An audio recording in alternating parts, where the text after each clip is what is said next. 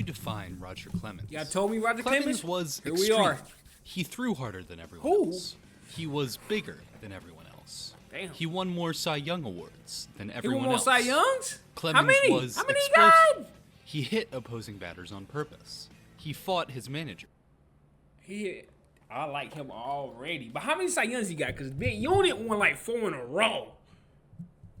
They was playing Nolan Ryan with them Cy Youngs. He once threatened to assault Hank Aaron. He got more. Yes, that Hank Damn, Aaron. he trying to assault Hank Aaron. Even his nickname, Rocket, was a reference to both his pitch speed and his propensity for outbursts. He could be intimidating, volatile, and aggressive. He was also one of the most dominant pitchers of his era, if not all time. However, in spite of his success on the field, Clemens' career has been overshadowed by controversy and scandal, Come on, man. turning what was once a surefire Hall of Famer into an outcast from the game. What? You might think you know Rodger Clemens, Hold on. but do you know the whole story?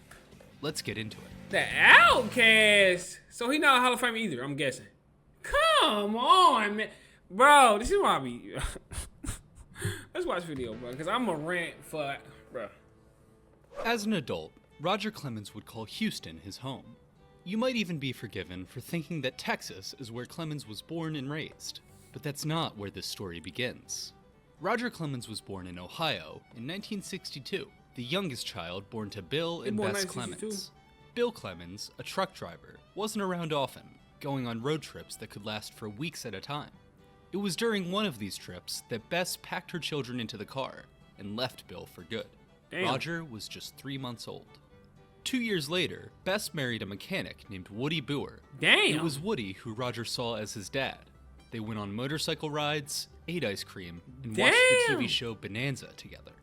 In the fall of 1970, however, tragedy struck when Woody died of a heart attack. Damn. At just 9 years old, Rodger Clemens had lost a father for the second time.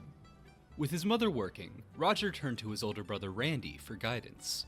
It was Randy who instilled in Rodger the philosophy of winning above all else. Rodger took this advice to heart, promising friends and family that he would one day start the MLB All-Star Game, appear on the cover of Sports Illustrated, Damn, win the final game and of win World the Series. final game of the World Dang, Series. he was talking. When Clemens was 15, he Hey, I moved like to the Houston with comments. Randy. Under his brother's eye, Rodger became fully devoted to athletics. He ran sprints and started weightlifting, just like his MLB idol, Nolan Ryan. By the time he finished high school, Clemens had yet to find a college team that would take him. He dreamed of pitching for the University of Texas, but settled for San Jacinto, a local junior college. It was at San Jac where Clemens bloomed. His fastball climbed to the mid-90s, and he finished his freshman year with a 9-2 record. In the 12th round of the 1981 draft, he was selected by the New York Mets. A few days later, Clemens found himself at the Astrodome, throwing in front of Mets skipper Joe Torre and pitching coach Bob Gibson. New York offered him $20,000, but he turned them down. Hold on, what happened? Just before the draft, Clemens had been contacted by Cliff Gustafson, longtime head coach for the University of Texas. Hold on, I'm trying to go back. My shit. Hold on, what the hell happened? Bob Gibson. We gotta watch Bob Gibson too. We gotta watch Bob And he Gibson. finished his freshman year with a 9-2 record. In the 12th round of the 1981 draft, he was selected by the New York Mets. A few days later, Clemens found himself at the Astrodome, throwing in front of Mets skipper Joe Torre and pitching coach Bob Gibson. New York offered him $20,000, but he turned them down. See, just before the draft, Clemens had been contacted by Cliff Gustafson, Say he wanted to go to longtime head Texas. coach for the University of Texas. He did say that. Gustafson offered Rodger a scholarship, access to the Longhorns' world-class facilities, and a chance to play at his dream school. Clemens took the offer in a heartbeat. As the number 2 starter behind Calvin Schiraldi, Clemens went 12-2 his first spring as a Longhorn. He entered the next season with high expectations. MLB scouts dotted the sidelines at his starts to see if this 20-year-old was the real deal. That June, he was picked 19th overall by the Boston Red Sox. Damn. Rodger Went Clemens from 9th round to was 12th going pro. overall. Ain't that crazy? Through his first few games in the minors, Rodger Clemens was not as good as expected. He was better. He dominated Class A and was just as great in Double A. That winter, he met Debbie, the woman who would become his wife. On May 11th, 1984, he was called up to the majors. He wore the number 21, his brother Randy's old high school number. Fans and the media alike were buzzing with excitement over the young righty. 21. For all the hype, however, Rodger Clemens' debut was less than stellar. At a frigid Cleveland Municipal Stadium, Clemens lasted 5 2/3, allowing 11 hits and striking out just 4. As he walked off the field, the 4,000 fans in attendance showered him with insults. He rebounded quickly his next start, a 7-inning effort in Minnesota that Boston won 5-4. For the rest of his rookie year, Clemens was a solid starter. He became a favorite of team leaders like Jim Rice and Dwight Evans, as well as fellow pitcher Dennis "Oil Can" Boyd. Clemens and the Sox entered 1985 with high hopes. With a strong starting rotation, batting champion Wade Boggs, and a new manager in John McNamara, many assumed Boston would compete for the AL pennant. Instead, they finished in 5th place, while Clemens battled pain in his pitching shoulder. That August, he underwent a season-ending operation to repair a torn labrum. 2 years in the Come league. 1986, nobody knew what to expect from Rodger. He showed up to spring training and was pummeled in game after game. He then proceeded to start the regular season with a win versus the White Sox, then a complete game against the Royals. By April 29th, he was sitting on a 3-0 record with 19 strikeouts. That night, though, he took it to another level. Lord of the K's. It was a home game against the Seattle Mariners. In the crowd sat 13,000 fans, less than half of Fenway Park's capacity. As he climbed the mound for the top of the first, Clemens stared down leadoff hitter Spike Owen. Owen had been Rodger's teammate in Texas, a role model for the young pitcher. Tonight, though, they were enemies. Gripping the ball tightly, Clemens reared back and fired it in for strike 1. The next pitch was high and inside, sending Owen to the dirt. 7 pitches later, with the count full, he struck him out swinging. He did the same with the next 2 batters, punching out the side and bringing Fenway to its feet. He struck out 2 more in the second, 1 in the third, and 3 in the fourth. By the top of the 7th, he had racked up 14 Ks. By the top of the 7th? Boy, you can't even do that shit on a game. I done tried. I done got 18 in the game, though. I couldn't get over 18 in the game. The 9th, on the game. He had 18, 1 away from tying the MLB record. That's crazy. Standing in his way, once again, was Spike Owen.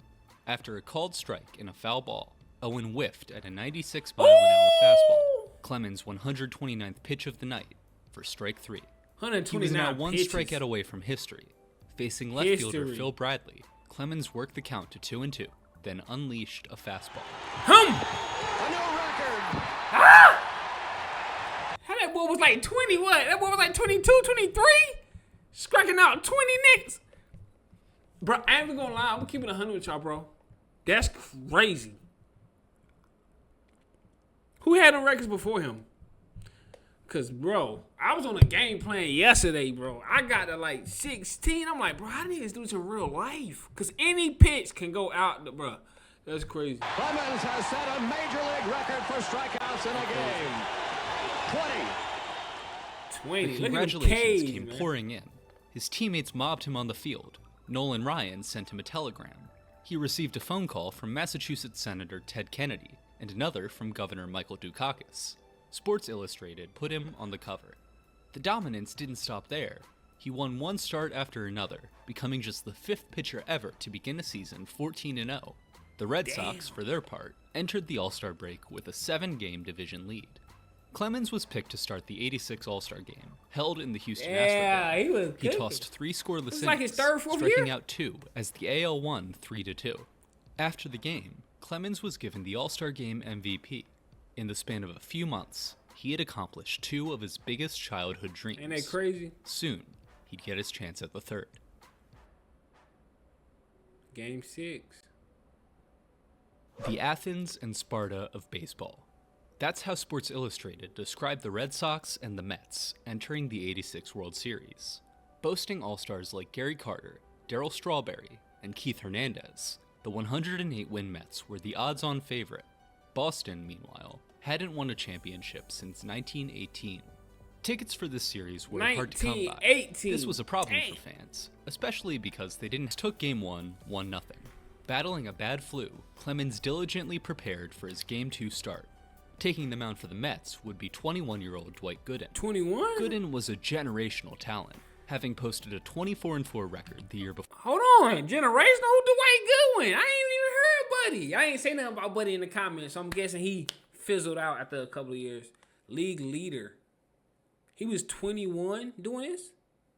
21. Striking out 268 people. Now, hold on.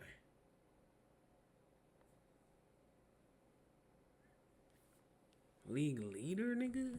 4, alongside 268 strikeouts and a minuscule 1.53 ERA. He and Clemens were easily the most exciting young pitchers of the 1980s. It was the matchup everyone had been waiting for. Damn. Dr. K versus the Rocket. Dr. 55,000 K fans versus packed the into Rocket. a sold-out Shea Stadium to watch the Aces do battle. Damn, they deep. Instead, what they got was a blowout, as Clemens and Gooden allowed a combined 9 runs. Damn. Neither of them lasted past the 5th, Damn. and Boston won 9-3. The Mets took the next 2 games, tying the series at 2 apiece. The Red Sox answered in Game 5 with a 4-2 victory. The series returned to New York, with Boston 1 win away from their first title in 68 That be years. deep, boy. Rodger Clemens was given the ball for Game 6, and with it, the chance to win the final game Come of the on, World boy. Series. This is what you wrote down. He in your wasted book. no time getting Hum. to work, tossing 4 hitless innings while the offense pulled ahead 2-0. The Mets tagged him for 2 runs in the 5th, but the Red Sox scored again to go up 3-2. Following a scoreless 7th, Clemens was pulled aside by manager John McNamara. What was said between the two remains disputed to this day. What happened? Whatever it was, though, Clemens was pulled, and Calvin Schiraldi, his former University of Texas teammate, was put in. What happened next is the stuff of baseball legend. Schiraldi gave up the tying run in the 8th. Never! Dave Henderson hit a solo shot in extras, followed by an RBI single from Marty Barrett to put the Sox up 5-3. Schiraldi retired the first 2 hitters in the bottom of the 10th, before allowing 3 straight singles and a run. He was replaced with Bob Stanley, who let the tying run score on a wild pitch. Stanley then got Mookie Wilson to roll over on one, sending a weak ground ball to first baseman Bill Buckner. And, well, you can fill in the rest. Little roller up along first. Behind the bag. It gets through Buckner. Here comes Knight, and the Mets win it. If I'm Rodger Clemens, that manager, you gotta see me, bro. I'm not mad at no pitchers, no players. The nigga who took me out the game, bro, you gotta see me. I wanna fight. We ain't got no cameras. We ain't gotta record nothing. But man, you gotta have this man-to-man in this room after the game. We gonna have to talk. I wanna put my hands on you. What?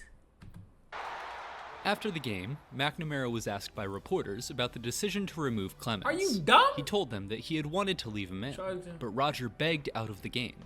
Upon hearing what his Begged out the game with the lead. Stop! Now I gotta hear the manager explanation said, of this. Clemens had to be restrained from charging into McNamara's Yeah, office. because you capping, nigga. 2 nights later, the Mets won Game 7 That's and the crazy, series. bro. New York fans began tossing beer bottles onto the field, and one of them hit a Red Sox employee on the head. Rodger Clemens screamed into the stands, "This place sucks. They ought to blow the whole place up." Baggage. Damn. Despite its ending, the 1986 season had been historically great for Rodger Clemens. Across 33 starts, he racked up 24 wins, posted a 2.48 ERA, and struck out 238 batters. His winning percentage, ERA, and WHIP were all first in the league, and he was the unanimous vote for the AL Cy Young. Cy Young. Clemens had been so good, in fact, that the writers decided to name him the American League MVP, Damn. making him the first starting pitcher to win the award since Vida Blue in 1971. Damn. Although So it's not hard for pitchers to win the MVP, huh? I'm guessing. everyone thought he was worthy of the honor. Hank Aaron, a Hall of Famer and Hank Aaron. MVP in his own right, was of the opinion that since position players couldn't win a Cy Young, pitchers shouldn't be able to win the MVP. Now, this isn't Well- an uncommon argument, and it didn't really have anything to do with Clemens. I understand that. But that's why you got, well, they do got awards. They got center field slugging. They got, you know what I'm saying? So I understand that argument. I'm not mad at so it. much as the principle of the awards. Nevertheless, Rodger took it personally. He said that he wished Aaron were still playing, so he could, quote, crack his head open to show him how valuable he was. What? This would have been controversial to say about anyone, but to threaten Hank Aaron, a man who was, for all intents and purposes, a baseball saint, that was unforgivable. The press lit into Clemens, and his role as a heel was firmly cemented.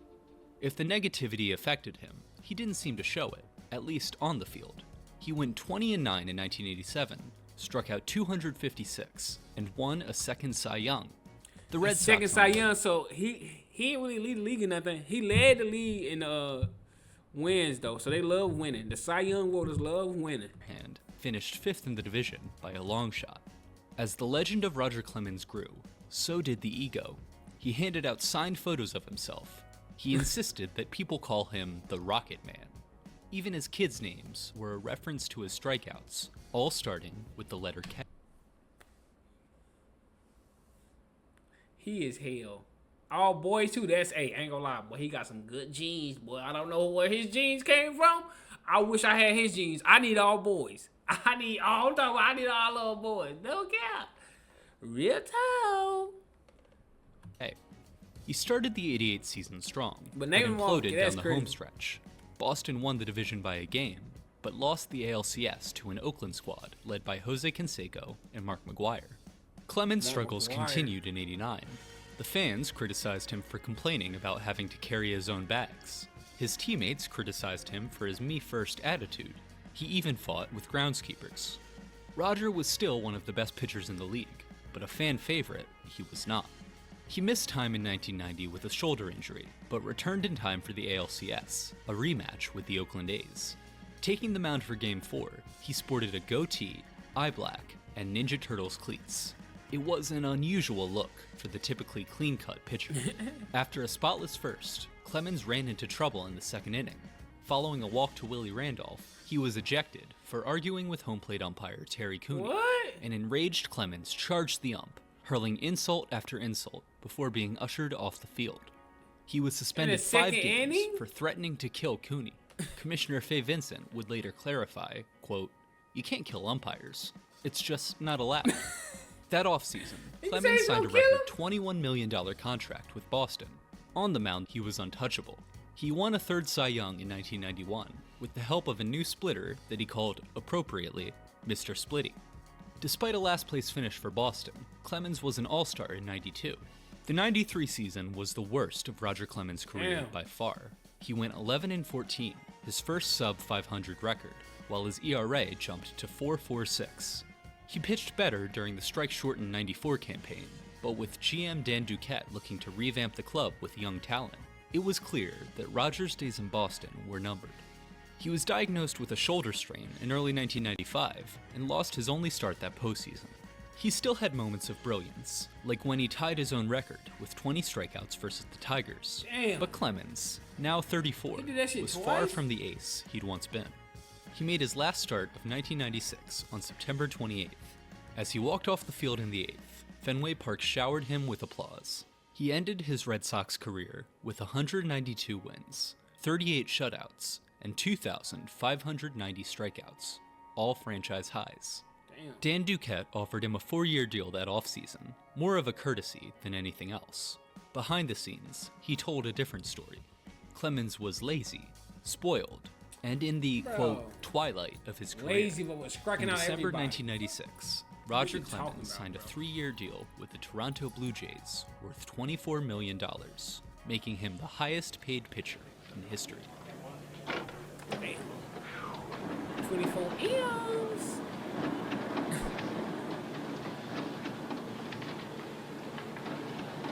I'm gonna be a while. Desperate to prove Duquette wrong, Rodger Clemens didn't just return to form with the Blue Jays. He was better than ever.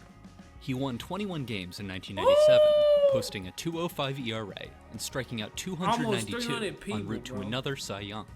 In his first start back at Fenway, he struck out 16 Red Sox over 8 innings and left the 6. That's 2 an inning. He's striking out 2 an inning. That's nasty. I ain't gonna lie. He the king of K's. He might be the best pitcher of all time. Bro, he 16 and 8 innings, bro. Come on, bro. What the fuck? field glaring Nah, I ain't gonna lie, the angrily big at the unit, Boston though. owner's box. The message had been sent. New friends. Rodger Clemens was back. Just a year or two earlier, his fastball had topped out at 92 miles an hour, while his physique looked like that of a, well, 34-year-old. Now, though, he was throwing in the high 90s again, with the body of a prize fighter. Something had changed. It's not known exactly when Rodger Clemens first took steroids. Oh my God!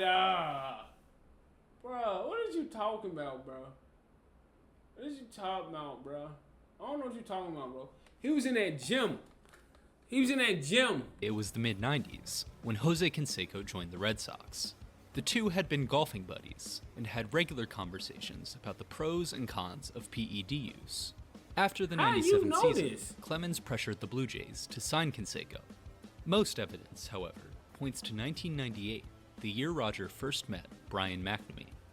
McNamee was the strength and conditioning coach for the Blue Jays, but had spent the years before that as a bullpen catcher for the Yankees, and before that, as an officer for the NYPD. Which is how, in the summer of '98, he found himself on the receiving end of a strange request. Rodger Clemens, the 35-year-old Toronto ace and surefire Hall of Famer, wanted to know if McNamee would inject him with steroids. The trainer agreed. A few days later, he administered an injection of Winstrol, an anabolic steroid which Rodger had obtained himself. It wasn't long before Clemens was taking steroids on a regular basis, every 4 days at first, then every 3. It was almost always at his apartment, and it was always away from his teammates and coaches. By season's end, his fastball was hitting 100 miles an hour. Man, I ain't trying to hear none of that. Did Rodger Clemens say he was taking steroids? If Barry Bonds didn't say he was taking steroids, or Rodger Clemens say he was taking, I don't believe none of that, bro. I don't believe none of that. Evidence is faulty.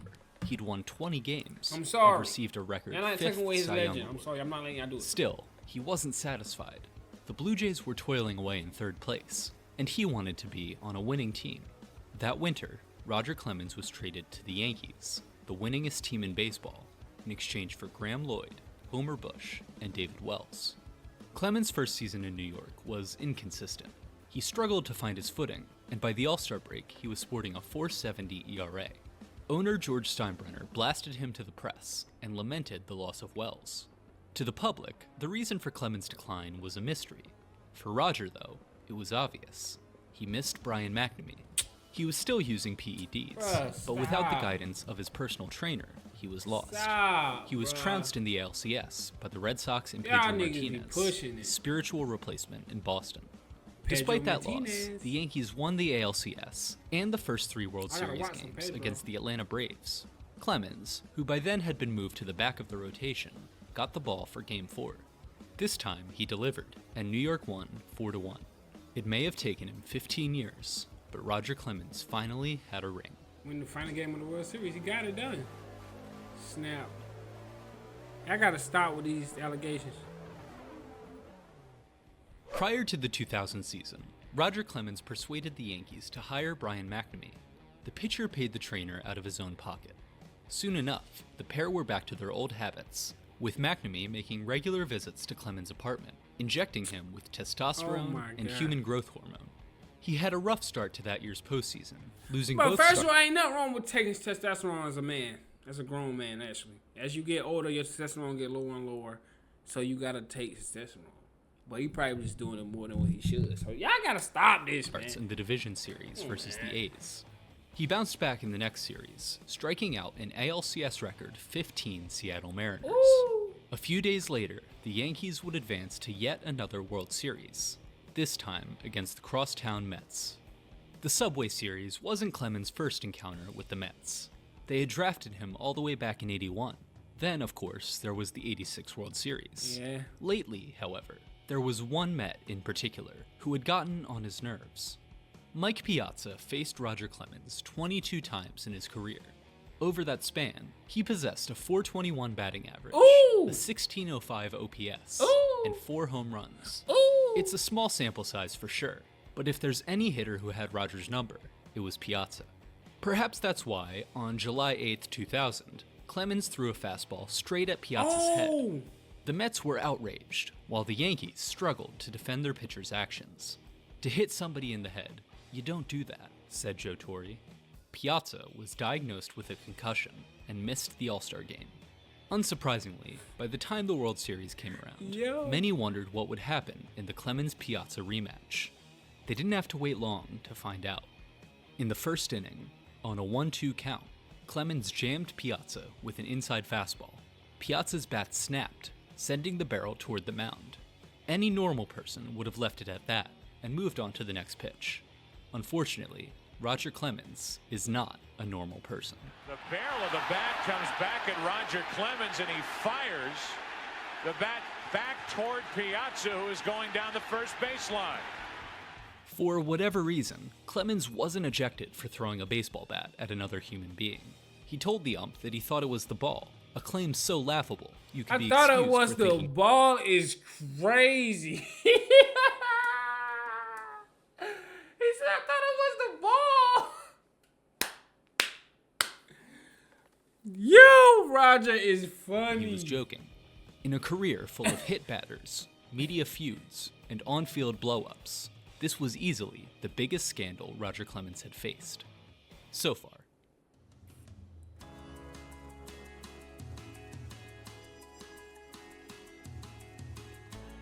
It's easy to look back today and wonder how nobody figured out what was really going on with Rodger Clemens. What was going on? How bro? was it possible that a 38-year-old, a decade and a half into his career, was still hurling fastballs in the high 90s? He's the greatest. Still winning Cy Young. That's how. Still packing on pound after pound of pure muscle. At the time, though, most fans and media members were more than happy not to know. In an article published in July 2001, USA Today described the pitcher's daily workout routine: long-distance running, sprints, heavy leg work, and up to 2,000 stomach crunches. In September, Newsday wrote that Brian McNamee was Clemens' quote, secret weapon. McNamee, however, was beginning to worry. Although Rodger continued to dominate in 2001, winning his 6th Cy Young, McNamee decided he needed They got 6 Cy Youngs? Ooh-wee. some insurance in case things turned south. He stashed steroid vials, needles, and gauze he had used to wipe up Clemens' blood into a Ziploc bag and saved it in a box in his basement. Yo, I hate niggas like this, man. Why you gotta be a bitch? Bro, you did what?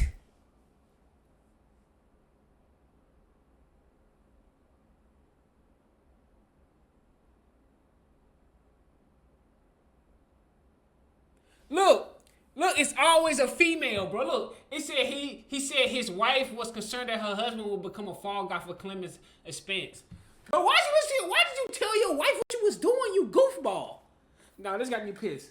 This got me mad. Why did you tell your wife what you doing? Of course she gonna tell you to stop or to snitch. You goofy. You not a man, bro. You's a soft little boy. You's a soft little boy.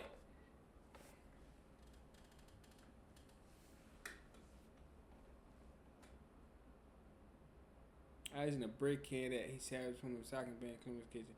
And they used needle from this and stabbing himself. He bought a can home and put it in a FedEx box and kept it in the house. Effort to keep the home front nice and smooth. Sorry, I'm going. Said he also kept the leftover waste from rejection because he disgraced Clemens to a degree. He didn't mention that. Clemens' blood into a Ziploc bag and saved it in a box in his basement. In the months following the 2002 campaign, Clemens, now 40 years old, announced that 2003 would be his final season. Thus began the Rodger Clemens farewell tour. Gallons of ink were spilled talking about his legacy. Hours of broadcasts were spent discussing his accomplishments. He and Debbie were featured in Sports Illustrated swimsuit issue, discussing his accomplishments. He and Debbie were featured in Sports Illustrated. That's his girlfriend? That was his wife?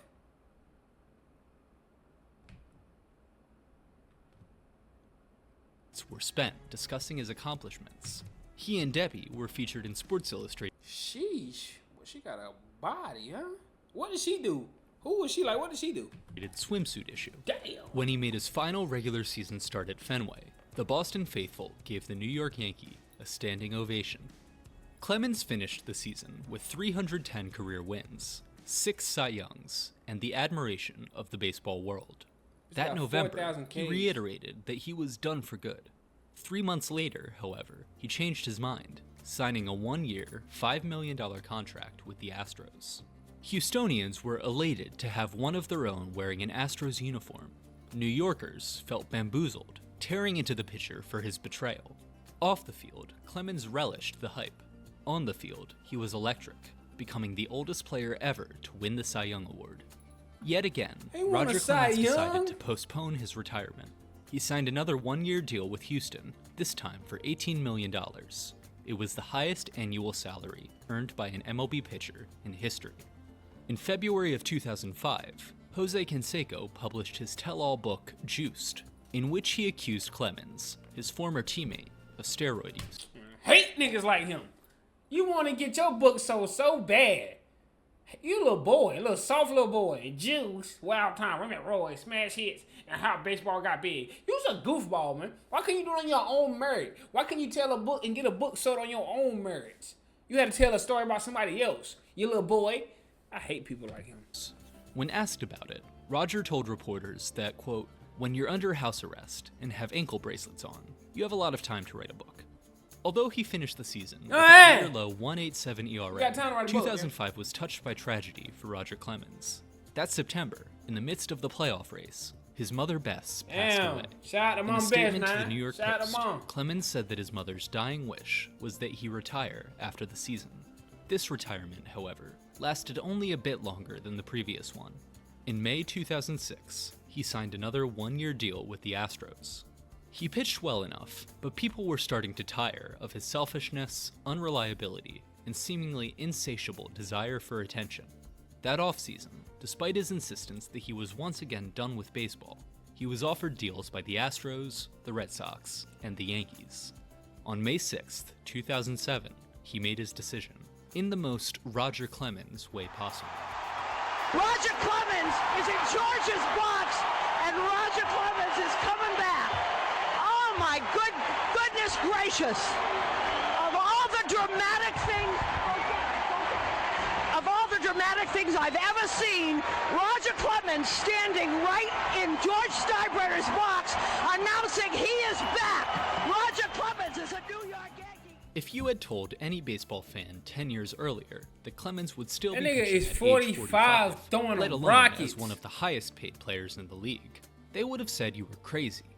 And yet, there he was, taking the mound at Yankee Stadium for his 24th MLB season.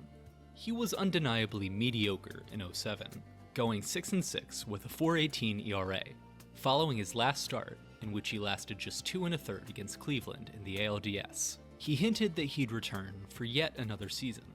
Eventually, though, the fairy tale would have to come to an end, one way or another. That nigga wife was bad. I ain't gonna lie.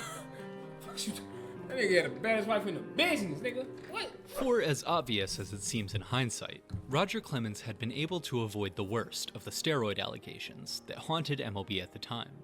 Sure, there had been rumors, like when former Yankees pitcher Jason Grimsley accused Clemens of using PEDs. But he wasn't Mark McGwire, Niggas who'd be been called to hating. appear in Yo, when niggas be using PEDs and you using them too, but you doing better and you got a better career, they be like, he using PED. Nigga, you was too, but I was just better than you, gang. front of Congress alongside Sammy Sosa, Rafael Palmeiro, and others. He wasn't Barry Bonds, who'd been indicted for lying about his use of steroids. And he definitely wasn't Jose Canseco, who had been more than willing to publicize his cheating. For the right price, of course. On December 13th, 2007, though, that would all change with the release of the Report of the Commissioner of Baseball of an independent investigation into the illegal use of steroids and other performance-enhancing substances you're lying, by players bro. in Major League I don't Baseball. care. You might know it better as the Mitchell Report. The Mitchell Report was a 409-page document citing phone records, canceled checks, and written testimony regarding steroids in baseball. 89 players were mentioned by name, including stars like Andy Pettitte, Eric Gagne, and yes, Rodger Clemens. Most of the evidence against Clemens came from Brian McNamee, who also claimed he gave human growth hormone to Andy Pettitte in 2002. Use a whole ass nigga. Clemens firmly denied any wrongdoing, but there were two problems with this strategy.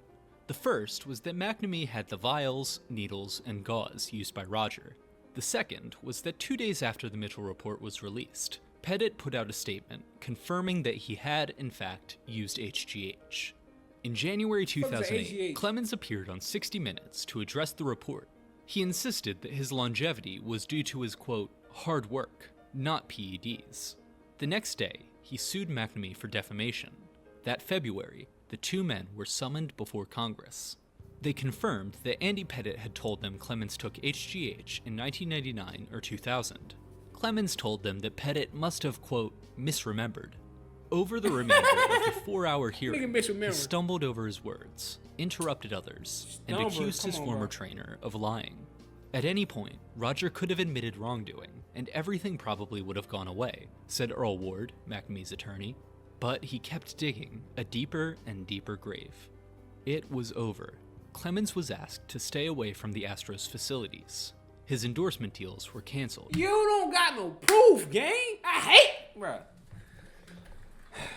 He the greatest pitcher of all time. The greatest pitcher that ever touch a baseball. What are you talking about? Other than a big unit. Other than a big unit, I'm taking Rodger Clemens, bro. I hate trainers. Nigga, you can't trust no niggas, bro. His name was removed from the Rodger Clemens Institute for Sports Medicine. In 2010, he was indicted by a grand jury for making false statements to Congress, and while he was eventually acquitted, it did little to change the minds of the public. In 2013, his first year of eligibility for the Hall of Fame, Rodger Clemens received 37.6% of the vote, far short of the 75% required for induction. He would never get more than 65. Bro, niggas just be hating, bro. My mama, bro. Hey, hating. This is hate right here, bro. Fell off the ballot in 2022. You crazy, bro. Rodger Clemens has never publicly admitted to taking steroids. Even if he did, never did. It's not clear that it would do him any good. Sure, he still has his money. His cars, clothes, and house won't be taken away. But the respect of his peers, the love of... You keep saying respect of peers. Everybody love Rodger Clemens except you, Goofy, and all these other goofies. Like, what? Talk about some of his peers. Y'all be saying the most dumbest thing in these videos and be pissing me off, bro. Like, like, comment, subscribe, bro. I'm sorry. Like, comment, subscribe, bro. On the road to 10K, bro. But, bro, why do baseball do this to their star? Ugh, boy, this shit ticks me off. I'm going to see y'all in this video, man. Let me know who I should watch next, bro. Let me know how y'all feel about the situation.